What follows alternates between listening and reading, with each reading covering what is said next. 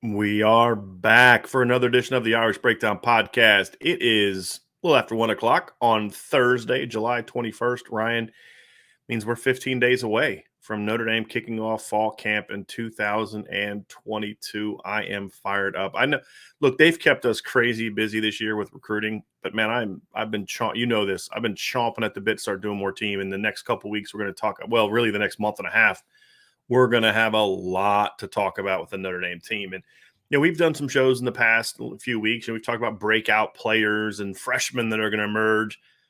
I want to go with some older dudes today, Ryan, and we're going to focus on the offense on this show, and then we'll talk about the defensive players at some point next week.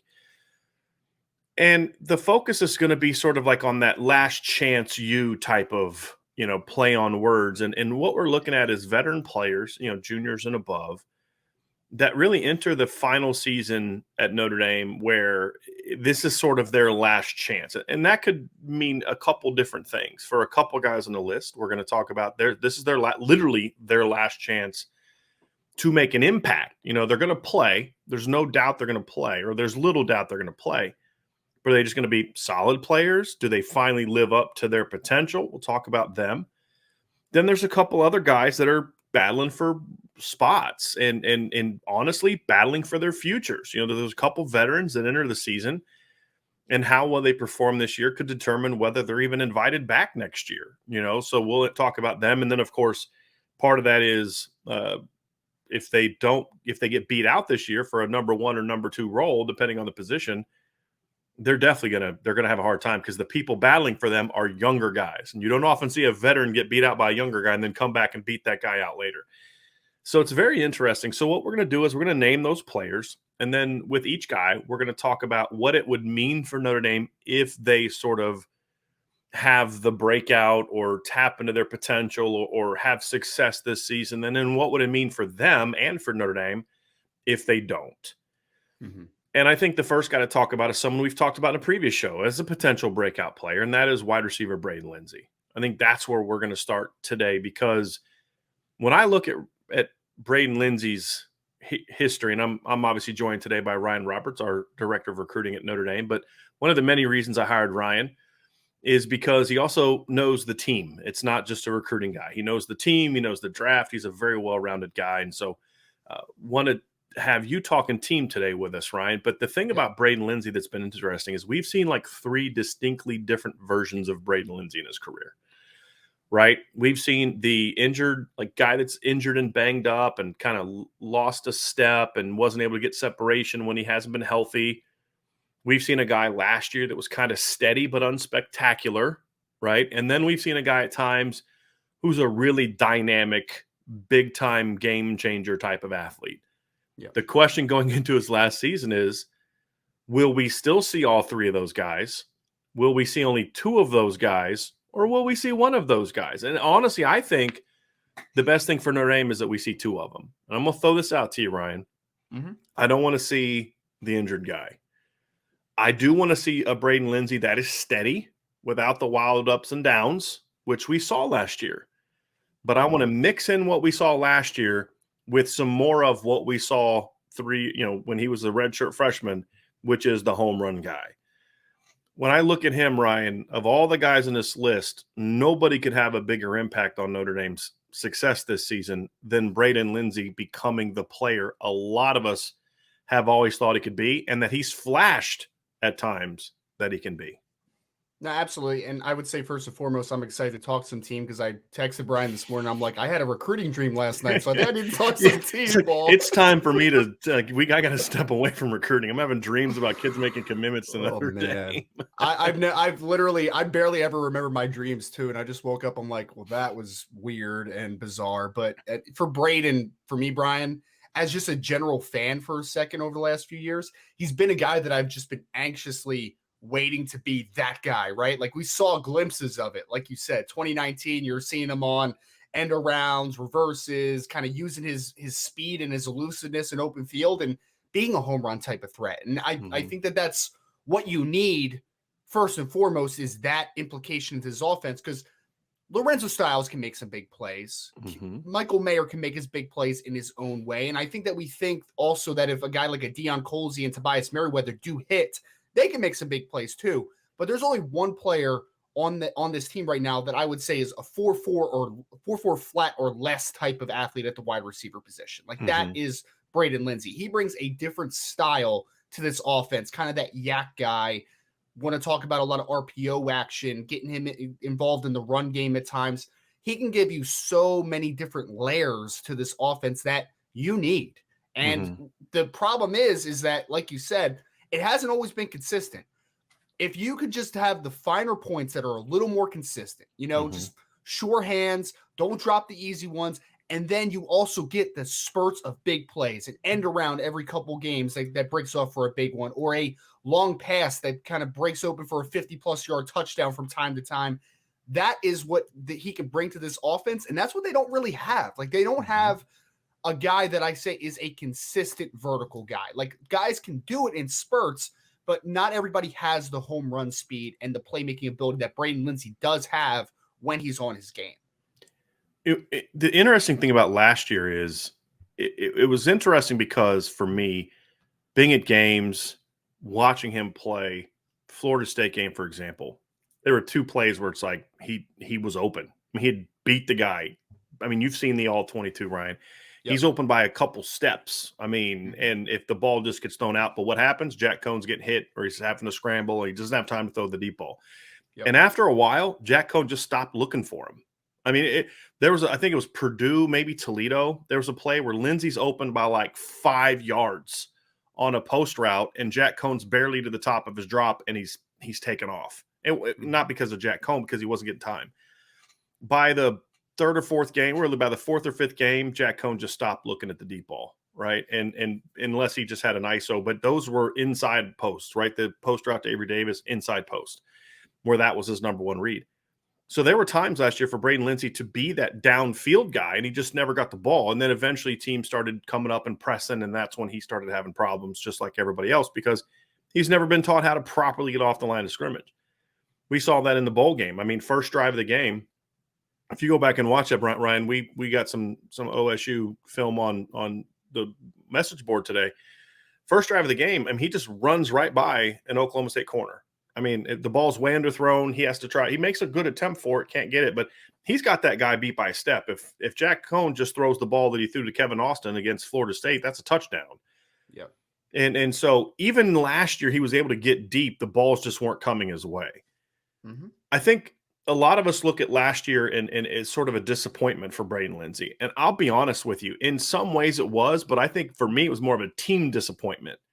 Not so much a Braden Lenzy disappointment, because he had a couple drops, but I thought he caught the ball better, but he made some contested catches. The Cincinnati catch for the touchdown was one of those throws people said, well, I don't know if Braden Lenzy can make that play. The effort he showed on a really wildly underthrown ball against Oklahoma State was something I had criticized him for in the past, of not making plays on those footballs. I kind of view like there were 2 issues last year. Number one, Jack Cohn was not a deep ball thrower because of, I think, not because of Jack. I think Jack threw a nice deep ball, and you go back and watch his Wisconsin film, he threw some really nice deep balls. It was more of there was no time to throw the deep ball. Right. Unless, like I said, it was a one-on-one, a quick inside post, or a one-on-one just straight go route. And it was usually he was throwing that to Kevin Austin is usually where that was designed to go. And even those outside verticals, the timing's off a ton, because, I mean, we've talked about their trouble working against press coverage, right? Like that just completely ruins the timing of a route, right? And I think that's another layer, not only to just the pass blocking side of everything, it's also that wide receivers, I don't think, did a good enough job from a technical perspective to be able to get into those proper positions. Sorry, Ron, I have to comment on us coordinating our shirts today. We did not coordinate the shirts today. I thought about it when we popped in, though. I was thinking about getting a different shirt, but I was like, it's such a nice shirt. It is. It is very comfortable. The other part of this too, Ryan, is so that's where Lindsey's got to do better, right? Like he was able to just use his speed to get a step, but oftentimes when he would get that step, it was too late in the play. And that was another thing that factored into it as well. So their opportunities are going to be there for him this year. I think especially with the way that Mayer stepped up last year, if Lorenzo Styles makes the jump that he made last year, I think there's opportunities for Braden Lenzy to be a guy that can be a 30 to 40 touch guy and be at 1,000 yards. I mean, I think that's where he can be now. When I'm talking total offense, I'm not talking just receptions. I'm talking total offense. And so to me, that's where I want him to be at right now. He's got to stay healthy. Now, if you've seen him this summer, and Vince and I had a chance to see him this summer, he has filled out. He's working hard. I'm hearing things from coaches about his work ethic and things that we hadn't heard all the time in the past. So I think he wants it. And I think that Chancey Stuckey is going to at least improve some of the basics, right? And we saw he was a little inconsistent with the spring. There were some snaps you're like, okay, that's what I'm looking for, Braden. And then other snaps was just trying to run by a guy. And the good news is for the Notre Dame offense, or the Notre Dame defense, is he wasn't running by the Notre Dame corners, which is a good sign because Braden Lenzy runs by a lot of people. But then he made a great contested back shoulder catch in the spring game on a throw. So I think the tools are there. It's just the consistency aspect. But the other big thing for me, Ryan, is the opportunity. And I think that's the biggest, on top of just not having time because of the line to get the ball down the field to him. Yep. I think another part of it is we didn't see enough stuff designed for him to get the ball in other ways. Tunnel screens, look screens, jet sweeps, reverses, things that we have seen from him in the past be successful at. Part of it I understand because you come into last year, he was banged up the whole year before, and he was a little banged up to begin the 2019 season. He was banged up almost all of 2020, got hurt in fall camp, came back for South Florida, gets basically hurt again. He's out for the year against Pitt, basically, or not for the year, but for another month, and he kind of comes back later, and he's a shell of himself. And so you've got this guy, you don't know if he can stay healthy. Do you want to build your offense around what he does when you don't know if he's going to answer the bell every week? Well, last year, Braden answered the bell every week. And so now I think I hope that there's a greater confidence in the coaching staff to say, hey, look, we've got this weapon. He's a big play guy. He's done it in the past. We got to find ways to get him. And it's what do we talk about, Ryan? It's the RPOs, bubble screens, look screens, jet sweeps, reverses, but also some things kind of like what we saw against Stanford, where they use him to motion and isolate him on routes, where you get him off the press. Or if you remember the touchdown he had early against Stanford, they motioned him down, which meant the corner backed off, so he wasn't getting pressed, and then he was able to just smoke the guy on a quick post route. Whether it be crossers, drags, climbs, all those type of things, I think are other things that you need to do more with Lenzy to get him the football more consistently in those situations where he can run. Because that's a big thing. Because I don't want to throw he made a great play against Cincinnati on the back shoulder, but that's not where I want to be designing a million throws to Braden Lenzy. It's not. I want to get him in space. And that's the big thing for me. Yeah, no, I agree completely. And I'm Brian. At this point, I'm just going to call it cautiously optimistic. I've been optimistic about the Braden Lenzy thing for a while. I would say if you look at just because we have a small sample size of what Chancey Stuckey has done with wide receivers, obviously. But if you go look back at what Tyquan Thornton did as in 2020, comparative to what he did in 2021, massive improvement. I mean, he went from like 17 catches to like 1,000 yards just about in one offseason, right? RJ Sneed was another guy that improved dramatically from 2020 to 2021 under Coach Stuckey. So even though there's not a huge sample size of what Coach Stuckey can do as a position coach, we have seen in the 1 year that he took guys that had a lot of tools, but hadn't gotten to this level, the level that their talent kind of dictates, and they accomplished it in a very short amount of time. So that's why I'm, again, cautiously optimistic because of the things you said. We saw Braden Lenzy in the spring. We saw a much more confident and physically impressive football player than we have ever seen. He was walking around with swagger to him, and I know he always had some swagger, but he had a different type of confidence to how he was kind of carrying himself during the spring. So you saw that, and then you couple that with the quick turnarounds that we have seen Coach Stuckey do just last season for Baylor. I think it gives you a lot of optimism that Braden Lenzy can increase a ton from a technical perspective. And he's able to stay healthy and able to clean up a lot of the technical issues. I mean, the kid has a lot of God-given ability. Sure. There's never been any question about the ability that Braden Lenzy has.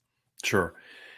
So the impact that Braden Lenzy has, if he does take advantage of opportunity, obviously home run hitter, and a home run hitter in a lot of different ways, right? You can't just game plan to stop the goes and the posts. we talked about the other routes, the other opportunities. I think it also takes a lot of pressure off Lorenzo Styles, in my opinion.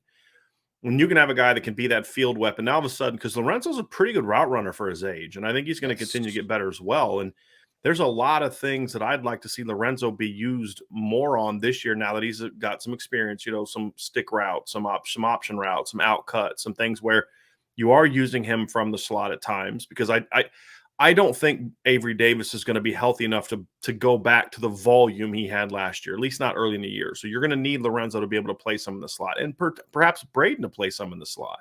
Sure. Depending, as long as you use him correctly from the slot. But with Lorenzo in the slot and then Mayer either also inside or in the opposite slot, there's going to be a lot of focus on some of that inside stuff. And if Braden Lenzy can become a home run hitter, you almost get to the point where, we're okay with Michael Mayer catching a 12-yard end cut against a one-on-one, because we can't afford to let Braden Lenzy go over the top for 70.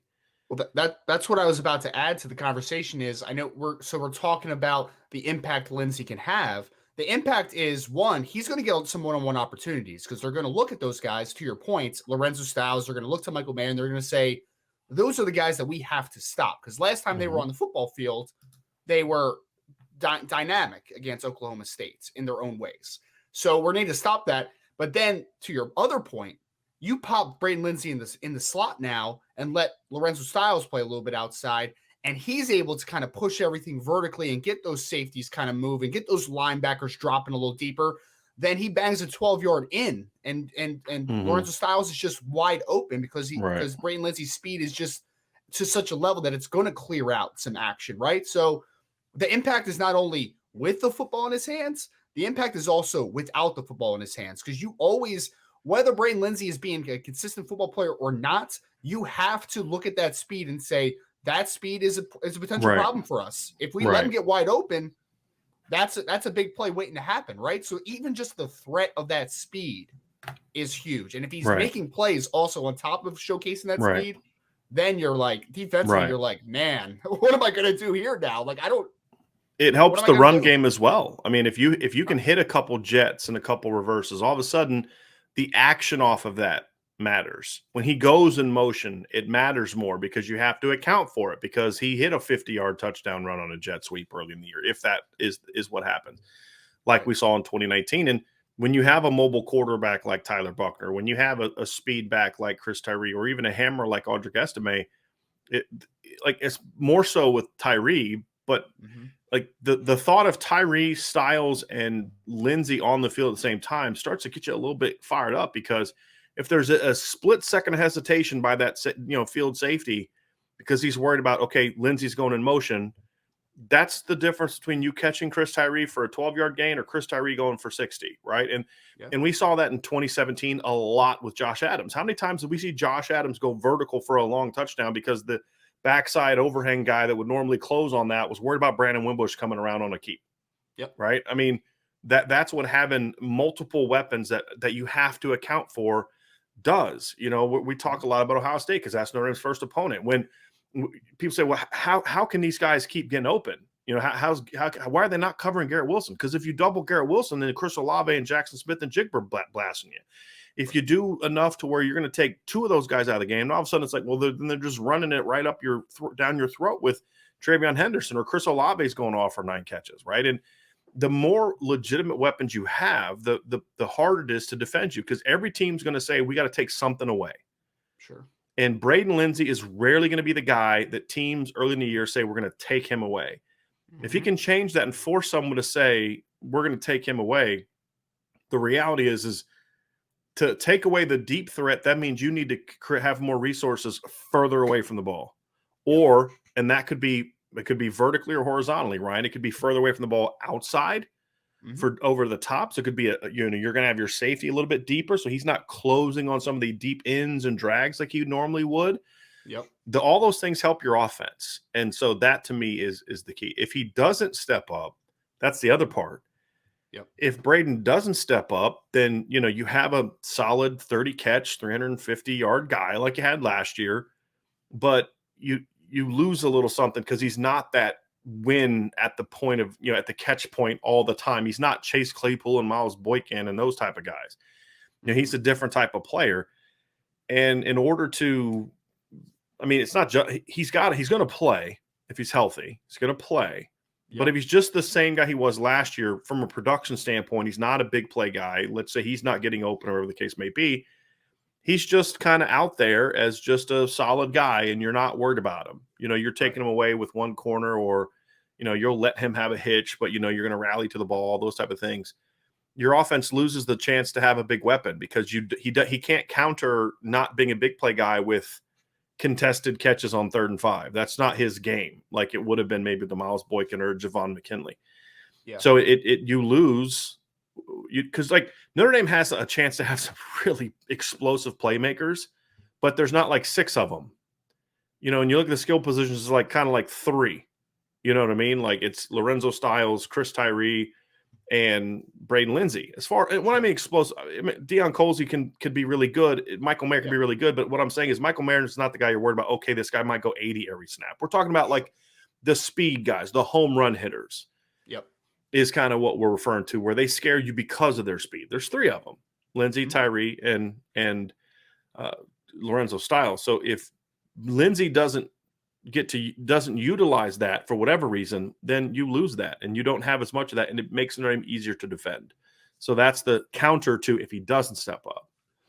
In my mind, I'm just imagining, Brian, a little orbit motion from Braden Lenzy coming behind, almost like he's going to hit a little swing pass, and then you have a little inside zone action to Chris Tyree. Because if I am that front side linebacker, that overhang defender, what do you do in that situation? Because my mind is going, oh man, I'm either have Braden Lenzy or I have Tyler Buckner on a pull, and you have no possibility of staying in the box at that point, right? And that's where you get Chris Tyree, to your point, getting vertical and going for 70, right? It's just because I always feel like people look at defense sometimes and they go like, why does the defensive coordinator only have 6 in the box? And you're just kind of like, that's not the defensive coordinator's fault. That's just a lot of speed going in different ways, right? Like we have to, because then the flip side of it is, if I don't get that extra defender in the box, then I have Tyler Buckner pulling it and potential of Braden Lenzy also just getting that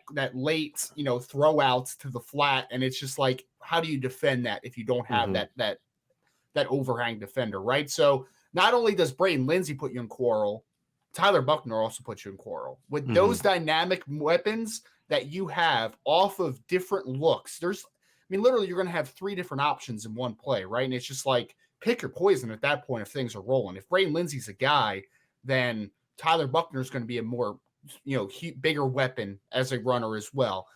Chris Tyree is going to be a bigger weapon as a runner. There's just going to be so many endless possibilities if Braden Lenzy is the guy that we know he can be. It's just about if he puts it all together finally. Right. All right. Let's move on to the next guy. And I think this is another play that fits into a similar category of Braden Lenzy, where it's not like you're not going into the season necessarily concerned with him getting beat out. It's possible, but that's not necessarily where the discussion is. Sure. And that's Josh Lugg. And so obviously Josh Lugg moves from right tackle to right guard. He's played all over. He started 5 games at right tackle in 2019, started at guard and center in 2020, was okay at guard, bad at center. He also had some back problems. He had no business playing center. That just should not have happened. And then you get out to a situation last year where they move him back out to right tackle. And Josh Lugg had a very interesting season. He was, I would argue, Notre Dame's most steady offensive lineman for most of the year. The problem is when he would make a mistake, and they weren't often, they were big. It'd be giving up a sack. It'd be a false start on the 3rd and 2, and those are things he has to clear up. But what got lost is, and I hate to go there, but I actually thought Pro Football Focus had a pretty decent grade on him last year, amidst a lot of other bad grades. But they actually had a decent grade on him, and they ranked him as the 15th best returning interior lineman in the country in an article that they had out that I'm going to post on the site later today. Jarrett Patterson being number 2. I don't know if I'm ready to jump on board with Josh Lugg being the 15th best returning interior player in all of college football. That means guard and center. So, think about that. That means 130 teams, 3 positions. That's 390 players, right? I hope people don't check my math when we're doing this. That was show. good. No, you hit it. You hit it perfectly. That's good math. But he's 15 of that, out right? of 390. You're right. Yeah. So if he is that, and this is one of those few times I actually want Pro Football Focus to be correct, it has a big impact on this. So I think the biggest thing is Josh has kind of become a bit of a whipping boy for some Irish fans. And there are some that just think he sucked last year. And I'm like, no, I didn't suck last year. It's just most people don't focus on the line. Mm-hmm. They only see linemen when they do dumb things or ridiculous things like Quentin Nelson, right? Yeah. And most linemen don't do that. Most linemen are like Robert Hainsey that just do their job every snap, right? And so with Josh, people kind of lost the fact that this kid was a pretty steady player for most of the year. Yep. He just had some really ugly, bad plays. Sure. Now you move him into guard, and I think it's a more comfortable position for him as far as his style of plays, demeanor. When Josh got in trouble last year and he was doing that ridiculous like vertical pass. Now, listen, I have no problem with the vertical pass set. I know some really good O-line coaches that use it and teach it. I don't have a preference on the vertical versus 45-degree pass set. I have no opinion on that. I'm like everything else. Do you teach it right? And can your kids execute it? That's how I am. Mm-hmm. So it wasn't the vertical pass set that I had the problem with. So vertical pass set, so is a lot of times an offensive line will kind of take like a 45 kick slide out. Some coaches teach just literally like a vertical backwards, pass set for the most part. Mm-hmm. The way that it was taught last year is it was like he was literally on his heels. I mean, it was just so poorly taught. And then guys would just kind of come off the line, and they weren't reaching Josh till he was almost to the quarterback. But then he was on his heels so much they could just then get in his pads and just drive him right into the quarterback. Yeah, that was a technical problem, not a Josh Lugg problem. And the reason I think it was a coaching problem is because they never stopped him from doing it. They just kept having him do it. And so it wasn't all that they would also do a 45 set. I don't know why, like what the coverage when they would do that versus the other, or I mean, I have no clue what the pass scheme or the pass blocking scheme was, but those things kind of got him in trouble. Well, that's not a concern at guard. He's not going to be pass setting like that at guard. No. You're going to get to see him play more of the physical brand of football that if you go back and watch film last year, I think he thrived at. And, so if he can be that guy, Ryan, it all of a sudden you're looking at the right side of your offensive line. And you got 6'7", 315-pound Josh Lugg. You got 6'6", 330-pound Blake Fisher, and you're thinking you might be able to do some things in the run game behind those two kids. Yeah, and I mean, kind of to reemphasize, it's a shame because – I mean, Josh Lugg was a great soldier last year. He should not be an offensive tackle. I mean, that's just point blank to it, right? Like he has sub 32-inch arms. He's not the longest guy in the world. He's tall, but he's not incredibly long. Like his wingspan isn't great. And I think his athleticism is suitable. It's not like a deterrence. It's fine.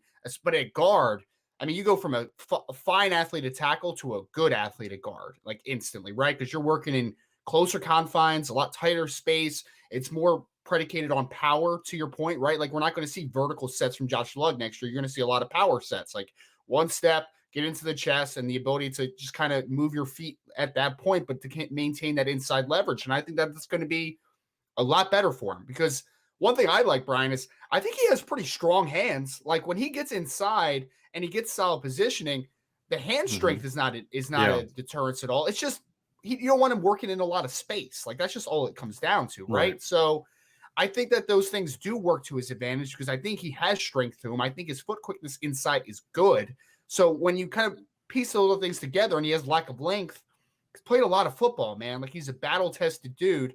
And one thing that you have the two young guns at tackle, which we're so excited about, right? Like I am just thoroughly just looking forward to seeing what Joe Alt and what Blake Fisher do as sophomores. I think they're just going to flourish, obviously, right? But you also have Jared Patterson, Zeke Corral potentially, and Josh Lugg inside. Patterson and Lugg are your leaders, de facto leaders, because they've played the most football, right? So, and, Jared's coming off an injury too. So, like, especially now through this offseason, you need Josh to take that step, not only just from a playing perspective, but a leadership perspective. Like, that's the old guy in the room, right? Like, 6th-year senior. Yeah. 6-year senior, right. Those guys are going to be naturally looking for him. And you saw when Kristofic took over at guard last year, it was kind of just a little more steady, but you need a Mhm. calming presence inside. And I think that Mhm. Josh Lugg can be that guy because I think his style fits better inside and he's played a lot of football. So I Right. think if we get the best version of Josh Lugg, that's big time for the interior of the offensive line. I'd say go back and you look at his season last year, Ryan. To your point, you look early in the year, he really I thought struggled in pass. He would just have some, like I said, he would play. He'd have like 35 pass sets, and he'd have 30 that were just real crisp and clean and effective, and then there'd be like 3 or 4. You're like, what was that? Yeah. But I do think he got better as the year went on as well. I mean, you just look at the numbers, and again, what do I always say about Pro Football Focus? Terrible grades, terrible in rankings, good at data collection. Sure. First 5 games of the year, he gave up, according to them, he gave up 16 pressures in the first 5 games. Do you have what teams those were, Brian? Yes, Obviously, I know Florida first State. fight: Florida State, Toledo, Purdue, Wisconsin, Cincinnati. And for some context there, I mean, he is facing guys like Jermaine Johnson and George Sure, Karlaftis and some dudes but in the he first gave up 5, 3 right? against Toledo, right? Sure. and he gave up 5 against Purdue. And if you go watch, Karlaftis was doing a lot of his damage on the left side of the Notre Dame offensive line. Josh was getting beat by not just George Karlaftis. You look at the last few games, he gave up 5 total pressures in the last 7 games. And played much better, ran block much better. He was just he was a more comfortable football player later in the year. Now, like you said, they weren't playing as good of teams. I've admitted that. Sure. But there was also some dudes in there that were decent football players, especially like for USC, and he gave up 1 pressure against USC. Yep. So this is a kid that I think was a solid player that if he can take another step because of the transition to guard, solidifies it. Because when I look at Notre Dame's offensive line, you remember back in and this may be before your time, but back in the day, they had like a strong side and a quick side. You remember what teams would do this in the offensive line, and they would switch them. And so, like the strong side would move to left and right. There was a time I think that Notre Dame did this, and so it'll be like your power side and your quick side, right? Most teams have gone away from that, and they just kind of have like if the line coach believes in that, he's just going to make the right side his power side, and the left side is his quick side. Sure. And so you look at this year's potential makeup of Jarrett Patterson and Joe Alt on the left side. Technicians, longer at left tackle, athletic guys, right? And then you look at the right side, and it's these big physical, potential mauler types if Josh Lugg can become that kind of guy. So that's what I think really helps. And it's also important too, this can't be dismissed when we're talking about Josh Lugg. Jarrett Patterson's going to bring a setting presence at left guard if that's what the move ends up being. Yep.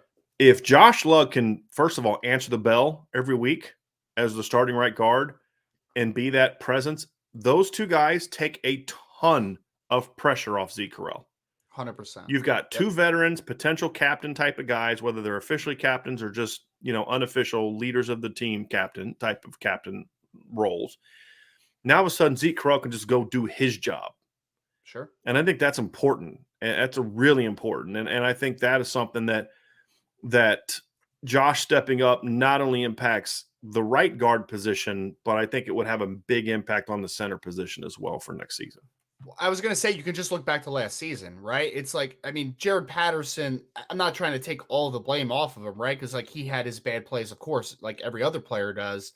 But I really think that early on in the year, Jared Patterson was struggling because the guards around him were not playing good football. I mean, like let's call it down the stretch when Kristofic was playing better football and Kane Madden was playing solid football down the stretch, better than he was early in the season.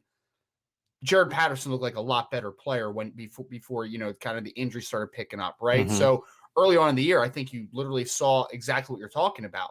A center is so dependent on players next to him, right? Like, because you got 2 to each side, and your guards are your best friends. So when your guards around you aren't playing well, it hinders the impact that you can have. So I agree completely. We've seen Zeke Correll play good football at center before. We've seen it. And it's very important now that he's settling back in and gaining that confidence back that maybe was lost a little bit last year, to have 2 guys that are your seniors, that are your leaders on this offensive line, and to have that consistency around him. So I could not agree more that it is huge for Zeke Correll and just the center position in general. I'm just going to come out and say this. It's a fact. This isn't an opinion. This is a fact. There was not a great deal of confidence in the coaching that was being received by the linemen last year. That's just a fact. It's no disrespect. It's just the truth. Right? We could argue whether they should or shouldn't have felt that way. It's not the point. There wasn't a lot of confidence there. And when you're not confident in what you're being taught, you're not going to play well. It's just fact. Especially unless you're like just a great player. So for me, Ryan, when I look at this, I think that's another factor in this conversation for Josh Lugg as well. This is the guy that recruited you to Notre Dame. You saw what he can do. There's going to be a buy-in to this, I think, that's going to impact this as well. Yeah. And I'm very much looking forward to seeing what that duo can do for Notre Dame.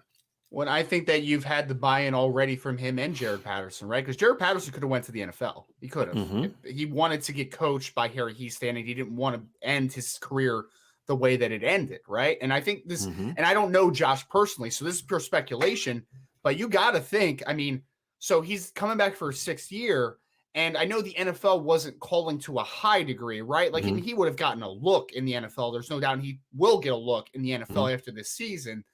But I mean, I got to think that maybe for a second you're like, maybe a transfer option might be a good idea because it's on the table now, right? Like it's an easy thing to happen. I'm not saying that ever was something that he seriously considered, but I think Harry Hiestand coming back is one of those things where it's like, oh, this is time now, right? Like this is my moment. The guy that I wanted to play for is now back, and now I can show that all the misconceptions, or I don't even want to call it misconceptions, all the opinions that are out there on Josh Lugg, he has a chance to prove it wrong. Because the one thing I like about Josh Lugg is that he's a tough kid, man. Right. He's got that brand of football in him, and you just see the demeanor that he plays with. Like he's a tough player. He's a tough individual.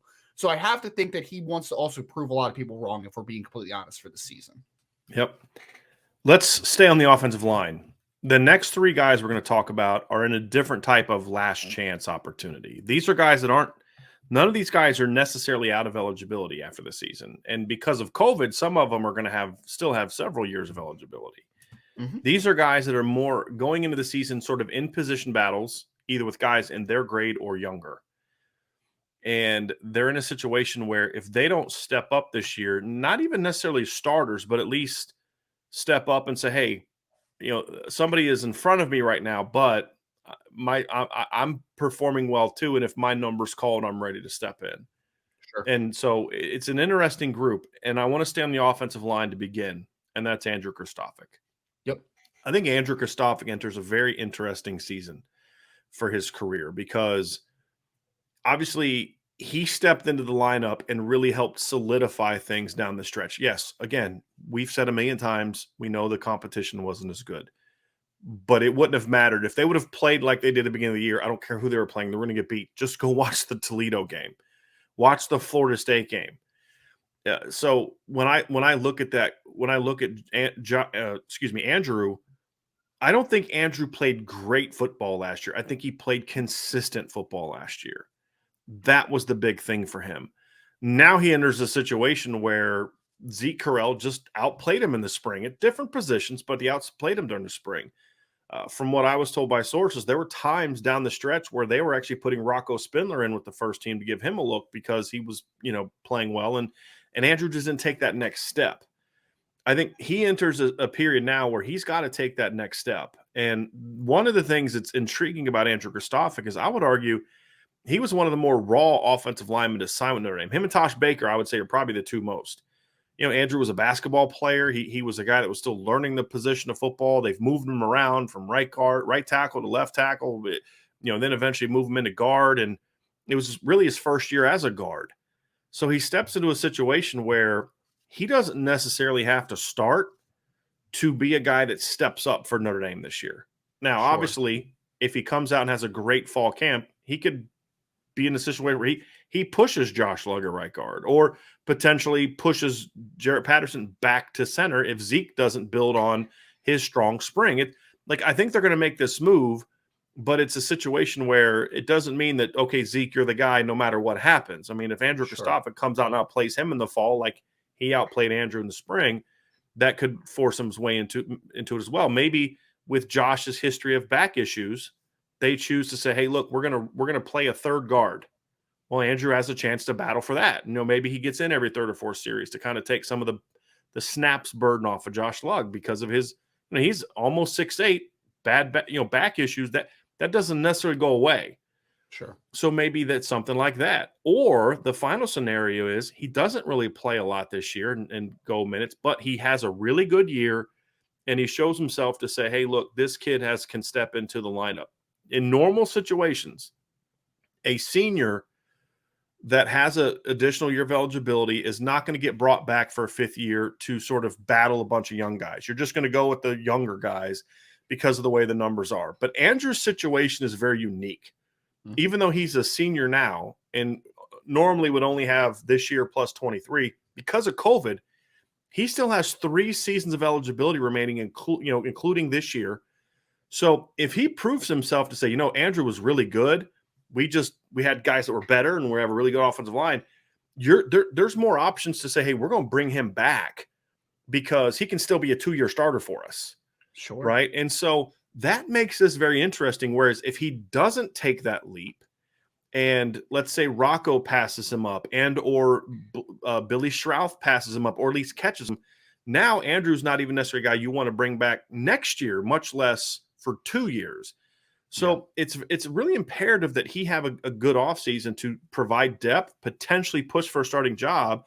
If somebody goes down, you want him to be able to step in and take over the way he did last year. But he's also, he's kind of playing for his future as well, Ryan. And for me, the biggest thing with Andrew Kristofic is if Harry Hiestand can kind of light a fire under him a little bit, not that Andrew doesn't try hard, but I feel like he's the kid of the guys that have played. Him and Tosh Baker are the 2 guys with the most untapped potential, I would argue, because I feel like Andrew was never taught how to play physical football like he did in high school, right? In high school, he was just kind of getting by. The Notre Dame line was taught passivity, in my opinion. You just watch them play. They were taught passivity. It was like that for 3 of the 4 years Jeff Quinn was there. The only time it wasn't that way was when Chris Watt was there. Mm-hmm. It's not a coincidence. You go watch the 2019 O-line and the 2020 O-line. They're literally either taking a step back or just staying right where they are and catching in the run game last year. It was embarrassing. When they're all doing that snap after snap after snap and it never changes, that's what they're being taught. Agree. That's going to be different this year. And so I think Andrew has a chance to really take to that.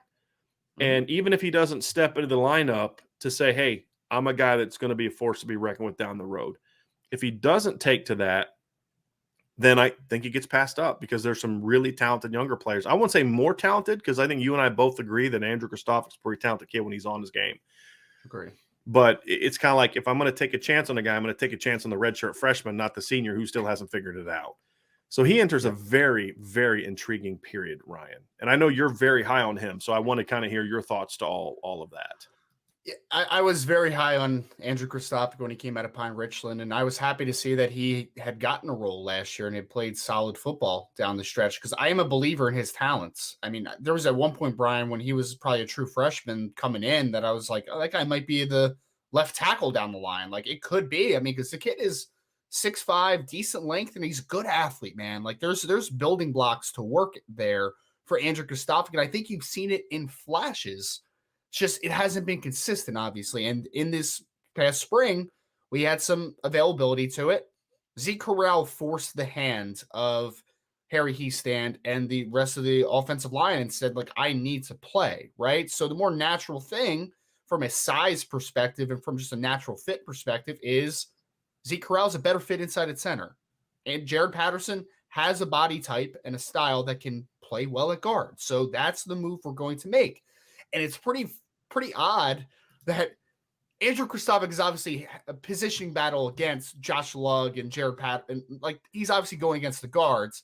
But Brian, his real battle is he needs to look better than Zeke Corral. Right. That's the most easy because it's possible that maybe he outplays Josh Lugg and maybe that's the transition. But the more likely spot is that you play better than Zeke Corral if you're trying to legitimately get a starting spot. You beat out Zeke Corral as the 5th best offensive lineman because Jared Patterson's going to play.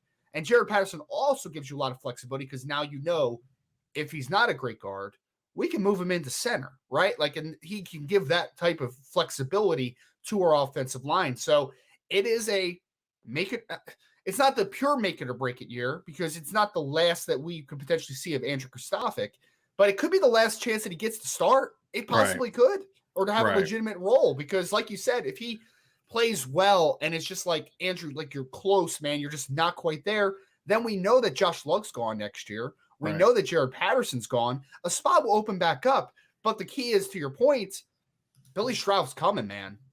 Those guys are coming. They're good football players that are coming up the pipe right now for Notre Dame. Rocco Spindler, to name just a couple. Hopefully Jody Tenona is able to be a part of the future plans. Like there's some dudes that are coming, man. So if you do not have a breakout, or I don't want to say breakout, but if you don't have a darn good offseason and then transition that into fall camp and at least solidify your spot as the 6th best offensive lineman or the next guy in for maybe a couple different spots, then you're in a tough spot there, man. Because I'm sure I don't know what his graduation status will be, but he's a senior in the classroom, right? So grad transfer routes, is it something he's content with coming back as a 5th year? Is the team going to want him back as a 5th year? There's a lot of different variables that need to kind of be figured out. But at the core of this issue, or not issue, at the core of this situation, Andrew Kristofic needs to step up, and he needs to be the type of talent that he is. Because it's also about looking forward to the future, because he does have 2 years. So then you start thinking about Charles Jagasaw, Sullivan Absher, guys like that. So I think it is a big year for Andrew Kristofic. And if he steps up, this offensive line is going to have really, really good depth. And here's the other thing. It's not outside the realm of possibility that if Andrew Kristofic is clearly your 6th best offensive lineman, that if a tackle goes down, you don't bump him out to tackle. Maybe if like Joe Alt goes down, you bump Blake Fisher to left and you put him at right. If Blake goes down, you may just move Andrew Kristofic out to tackle at right tackle because he's played there before. So that's the other thing too, is I think he's played center. So he has a lot of positional flexibility. I mean, and maybe center's a position where he's more comfortable at. So could be. The point is he needs to play well enough to where Harry Hiestand says, I got to figure out a way to get this guy on the field somehow. Yeah. And that's the key for him. I'll say this, Brian, the struggles that Notre Dame's offensive line had last year, it can be a blessing in disguise if guys step up. Because one thing that they could have is if the offensive line solidifies the way it's looking like right now, if Andrew Kristofic is still playing good football and Michael Carmody is still playing good football, then you have now created depth for your offensive line and guys that have played multiple positions in the past. And that could be huge for this offensive line moving forward. It's insurance, if anything. So, Ryan, let's move on. Couple skill guys, kind of. Another wide receiver I want to talk about, and that's Joe Wilkins Jr. He is in a similar situation to Andrew Kristofic, except he is in the 5th year version. We've talked a lot about Notre Dame's lack of depth at receiver, and we say there's 4 scholarship receivers planning to come back in 2023, excuse me. And that's Lorenzo Styles, Deion Colsey, Jane Thomas, and then Tobias Merriweather. Well, technically, Braden Lenzy and Joe Wilkins both have additional years of eligibility remaining. Yep. I don't see a scenario in which Braden comes back, especially if he does what we think he can do. Joe Wilkins enters a very interesting period as well, because he could be a guy that you say, hey, look, if you don't get like a 4th receiver or a 5th receiver in his class and you feel you need another receiver, do you hit the transfer portal for a guy for a year, or do you bring Joe Wilkins back for a 6th year if he's willing to do it? Well, that only happens if Joe does 2 things. Number 1, stay healthy. It's been an issue for him in his career. Number 2, you got to start being able to make some plays. Now, I think that what we both would agree on that Joe brings to the table is maturity and leadership. I think Joe's a hard worker. I've never heard anything bad about him as a kid. I've only heard glowing things about him as a young man. I think he could bring a lot of leadership to the table. But he's got to step up and show that, hey, I can play. Now, I don't expect him to be healthy at the beginning of the year. I don't think he'll be in the rotation early. But whenever he comes back, he's got to show that, hey, I can play here. Because number 1, the hope is that Joe can return sometime during the second half of the season. I'm just throwing, a hopeful situation. Maybe it's earlier, but he doesn't get into the rotation till midway because he's got to get himself back into shape, right? Because he's in a unique situation. He hurt himself in the fall, came back, right? I think he got hurt against Cincinnati, right? Came back, starts to get into shape, and then gets hurt again in spring practice. And he was So playing pretty well in the spring practice we were at before he got hurt, right. unfortunately. So it's yeah. And so he's got to step up and play, Ryan, because if he can be a factor, even if number one, what does Joe Wilkins do for you if he steps up? A group that's going to be light on depth gets a player back second half of the year that can take some of the pressure off from a snap standpoint. That's a big plus. But you want to have someone that can come in and take pressure off snaps wise. But if that guy can't make plays, it makes you easier to defend. Sure. And so he's got to step up and show that he can make plays and be a guy that can do more than just block and take some snaps off. Now, he did a little bit last year, had a great catch for a touchdown against Florida State. But I think Joe struggled with the same thing that a lot of these other kids struggle with. He didn't know how to play. And you watch the games against some of the bigger, more physical corners, he didn't know how to get off the line. He doesn't know how to execute certain aspects of his route package. And so he's another guy that I think needed a better coaching, and he's going to get it. Yeah. But how much of it will he get if he's not out there? That's a big question mark. So I think Joe stepping up could impact, honestly, the next two receiver depth charts, or not, to where now you're forced to go get another freshman or a grad transfer or some other type of transfer because you can't justify bringing Joe back if he can't stay healthy, and B, can't make plays. You're going to have to try to find someone that can help you. So I think it's a big year for Joe Wilkins in a lot of different ways. And it may not be like the first guy on people's minds when they think of guys who really enter in this conversation, but I think Joe needs to very much be in this conversation because he could end up being a guy that could be a big help to Notre Dame, not as a go-to guy, but in a way where he provides a lot of important attributes to your rotation. I mean, because that you're going to have Avery Davis at some point. But like you said, is he going to start the year kind of still banged up? There's a question mark to there. Otherwise, besides for Braden, obviously, and Avery, Brian, you're depending on a lot of younger guys, right? Like you're depending on guys like Lorenzo Styles and Deion Colsey and Tobias Merriweather potentially, and Jaden Thomas, all sophomores or younger, right? So if you get to a point where it's the young guys that are kind of making up the majority of the plays, you still need a calming presence in that room, right? Like a guy that that, because I mean, Lorenzo Styles feels like he's been here forever, even though he's only going to be a sophomore in college, right? Like, but he still needs mentorship. He still needs a guy to kind of lead and to show him how to go about his business. I think we all feel good about Joe Wilkins in that role, right? Like at worst, he's a calming presence, and he's a guy that is going to exude work ethic and give them good habits as far as how you work at the craft, right? So I think that is vital for this team, is the fact that it's a calming presence. And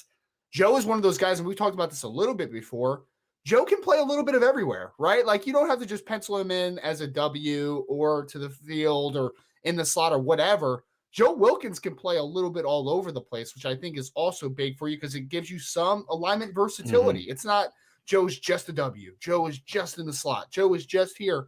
If he's playing good football and he's healthy, he can line up a couple different spots, which gives you other possibilities with Lorenzo Styles and Deion Colsey and Tobias Merriweather and different alignment possibilities in different packages, right? So I think that that's a big thing for Joe's impact on the game. And like you said, if Joe wants to have another opportunity potentially after the 2022 season, he's got to play good football. Because if he's just injured or just not effective, roster spots are tight right now as we're talking.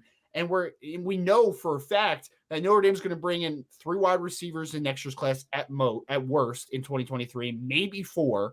So he's another guy where it's just like these younger guys are going to start to kind of gain more steam if you're not a legitimate, consistent member of this passing game. So I think from leadership perspective, from a depth perspective, and from a perspective that does he want to play more football, it's absolutely a make it or break it year. There's no doubt about it for Joe Wilkins. We're going to the 5th guy. And this one's going to be very interesting because this is an not underclassman. He's an upperclassman, but he's the youngest guy in this group. And that's Kevin Bauman, a tight end. His scenario is completely different because he's just a junior. Now, a lot of juniors at Notre Dame are on pace to graduate after 3 years.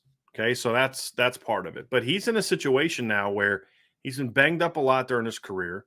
He enters this season with a golden opportunity to step into the rotation. I mean, a golden opportunity, not just George Takis transfers. And I'm not saying this is a positive, like, oh, good for him that Mitchell Evans got hurt. But the reality is as much as it stinks that Mitchell got hurt, it does create an open opportunity. And we need to be able to say that without it coming across like, like we're glad that Mitchell got hurt. We're not, but somebody's got to step in. They're not going to like go out there with like a 10 person and like in memory of Mitchell Evans's, pinky toe, right? I mean, somebody's got to step into the role. And so with Mitchell out, Kevin Bauman steps into it where Kane Barong is coming back from an injury. Eli Raridon's coming back from an injury, but they're going to be coming back hungry and they're talented guys. Sure. If Kevin Bauman can't step into the lineup now, it's never going to happen. You're not going to get beat out by a younger Kane Barong and a younger Eli Raridon or a younger Holden Stace. And then all of a sudden next year, you're going to go out and beat those guys out. Notre Dame's going to play 12 personnel. There's no doubt about it. No doubt about it. The question is can Kevin Bauman be one of those guys? That's the question, because if he does, he gives you a bigger bodied guy and a veteran presence and those type of things. But if he doesn't, it's almost kind of like it's time to, it's almost like it's kind of like, hey, man, we appreciate you, but, you've been passed up by younger guys. And, that's just kind of the reality. So he enters a very important period to where he's either going to step in and be the 4-star type of guy he was, or he's going to find himself passed up and basically never really be that guy at Notre Dame. To reiterate it again, injuries stink no matter what it is, right? It is semi-ironic, though, that what's held Kevin Bauman back during the majority of his career is injuries, and he might have this big opportunity because injuries around him. You mentioned Mitchell, you mentioned Eli coming back, you mentioned Kane Barong coming back from injury. This is going to give Kevin Bauman a big opportunity. And, I think people forget about Kevin because obviously he's in the same recruiting class as Michael Mayer, who is a star and potentially the best tight end in college football. But Kevin Bauman was a really high recruit in his own right? Like he was a top 200 type of kid by a couple different platforms coming out. I remember him coming out of New Jersey, and the kid was a stud, right? So there's obvious talent there. This is just a situation where Notre Dame is always going to recruit tight ends at a very high level. You mentioned Eli Raridon, the greatest athlete that has ever lived at the tight end position, is going to be in here soon, Brian. Eventually, he's going to be healthy. And I know you're reading, so you're trying not to pay attention to what I said. I heard you. Cool. I'm just trying not to respond to it. Most explosive player in the history of tight end play. Best tight end that's ever lived. People need to explain what we mean by that to people that are on the board. Somebody put on the board that it was reported by another outlet somewhere that Eli Raridon ran like this absurd 10-yard split time, which like if 1.48 or something like where if he had that time at the combine last year, he would have been the 4th fastest player at the combine, not 4th fastest tight end, 4th fastest player. It's significant. Like Kyle Pitts, I think was like 1.4 at 9. Most tight ends are like in the 5s. There's guys in the 1.6s. And this was like 3 months after, like ACL surgery. Like, come on, so. And last year's combine was like a freaky year for testing. Yes. Too, yes. So. And I think it would have been 4th or 5th of all of them. There was like no safeties better, no linebackers, like it was like 2 corners and a receiver. It was like it. And like the receiver was like remember that little 5'9" guy that ran like an insane 40 time? Like he was one of those guys too. I think he was like Calvin Austin. Yeah, it might have been him. Probably. But it just was one of those things where it's like, okay. But the point is, we're just having some fun. We actually are very high on Eli Raridon. He's a great player. So when we say that, we're being sarcastic, but there's a backstory to it, and we're just having some fun with it. And Ryan likes to tweak me with it, during the show. Him and Sean like to tweak me and get me fired up. So I kind of dig it because I like being fired up. It's fun. I had to bring it up because I like that you kind of added to that though, Brian, is the fact that I think Eli Raridon is going to be a stud. Like I am not throwing shit at Eli Raridon. Right. He's going to be a really good football player. But the point I was making is that you have some really talented dudes. Holden Stace, Eli Raridon, Kane Barong, we've mentioned. You have some dudes that are going to be back at some point, right? And Kevin Bauman has a chance to cement himself as the second tight end behind Michael Mayer. It's very possible, but has to stay healthy because that's been the big, hindrance to him as a football player so far. And 2, he's got to beat out some dudes at tight ends. Like he's going to have to because those guys are going to be back at some point. So It's a big year for Kevin Bauman. I think he has all the talent to be that second tight end. It's just, is it going to happen? And if it's going to happen, it's got to happen now. It has to. Right. So, Ryan, I want to answer a question here that somebody threw out because I think somebody misunderstood what we said. Antoine Porcher-Radeau says Notre Dame doesn't have 4 scholarship wide receivers. They have 7. We said they will only bring back 4 next year from the current roster. That's what we're referring to. So when you look at projecting to the 2023 roster, there's only 4 guys that are scheduled to come back for that next year. So that's what we're referring to. And that's where, you know, a Braden Lenzy or potentially a Joe Wilkins Jr. could have an impact. Thank you. And that's what we're referring to. So just so we're clear, we're talking about who's scheduled to come back next year. Returning players. They're going to have more than 4 guys on scholarship next year because they're going to have the freshmen. We're talking about returning players on scholarship. So you don't have to count on freshmen to have to go out there and be that guy. That's what we're referring to in this instance.